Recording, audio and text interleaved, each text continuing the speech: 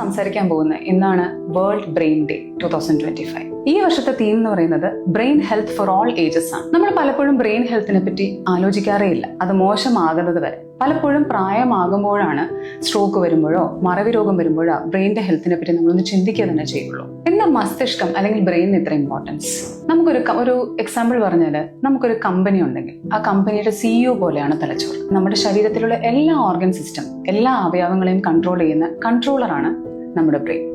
അപ്പൊ നമുക്കൊരു സിമ്പിൾ ആയിട്ട് ഒരു 5 സ്റ്റെപ്സിൽ ഈ പ്രാവശ്യത്തെ ബ്രെയിൻ ഹെൽത്ത് എങ്ങനെ നമുക്ക് സംരക്ഷിക്കാം എന്നുള്ളതൊന്ന് ശ്രദ്ധിക്കാം.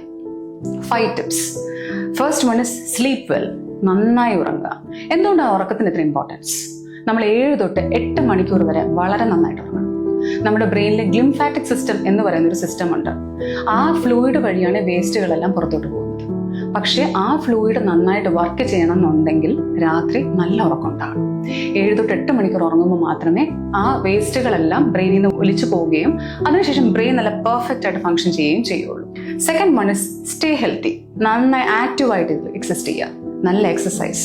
അത് എന്ത് വേണമെങ്കിലും നമ്മുടെ പ്രായത്തിനനുസരിച്ചാകാം.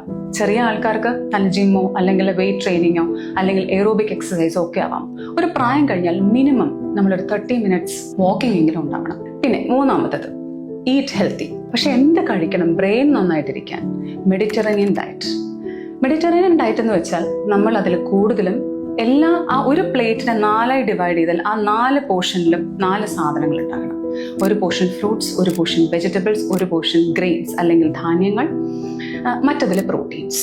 ഇതെല്ലാം ഉൾക്കൊള്ളുന്ന മിക്സഡ് കളർ പ്ലേറ്റ് ആയിരിക്കണം നമ്മുടെ ഭക്ഷണം. പിന്നെയുള്ളത് നമുക്ക് വളരെ ഇമ്പോർട്ടൻ്റ് ആയിട്ടുള്ള ഒരു കാര്യം, you should be very smart. Stay smart. അപ്പൊ നമ്മൾ ആലോചിക്കുക, എന്താ ഈ സ്റ്റേയിങ് സ്മാർട്ട്?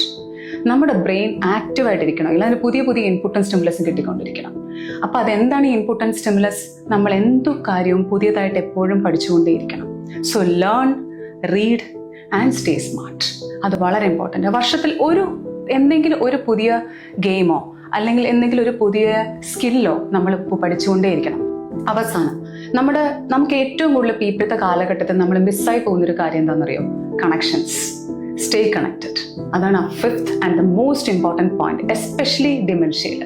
നമുക്ക് പലപ്പോഴും ഇപ്പോൾ കാണുന്നില്ലേ, പണ്ടുള്ളതിനേക്കാളും കൂടുതൽ മറവി രോഗങ്ങൾ ഇപ്പോൾ കാണുന്നു. എന്തുകൊണ്ടാണെന്നറിയോ? നമുക്ക് അങ്ങോട്ടും ഇങ്ങോട്ടും കണക്ഷൻസ് ഇല്ല. നമ്മുടെ ആകെയുള്ള കണക്ഷൻ ടിവിയും സോഷ്യൽ മീഡിയയും ഫോണും മറ്റും മാത്രമാണ്. നമുക്ക് എത്രത്തോളം ഫ്രണ്ട്സും സോഷ്യൽ സർക്കിളും ഉണ്ടോ അത്രത്തോളം നമ്മുടെ ബ്രെയിൻ ആക്റ്റീവ് ആയിരിക്കും. ആൻഡ് മാത്രമല്ല, അത് നമുക്കൊരു സന്തോഷം തരും. അതും ഒരു ഹാപ്പി ഹോർമോണാണ് ബ്രെയിനിൽ. അതും നമ്മുടെ ബ്രെയിൻ ഹെൽത്തിനെ നന്നായി മെയിൻറ്റെയിൻ ചെയ്യും. So social connections are very important. ഈ 5 പോയിന്റ് മറക്കാതിരിക്കും.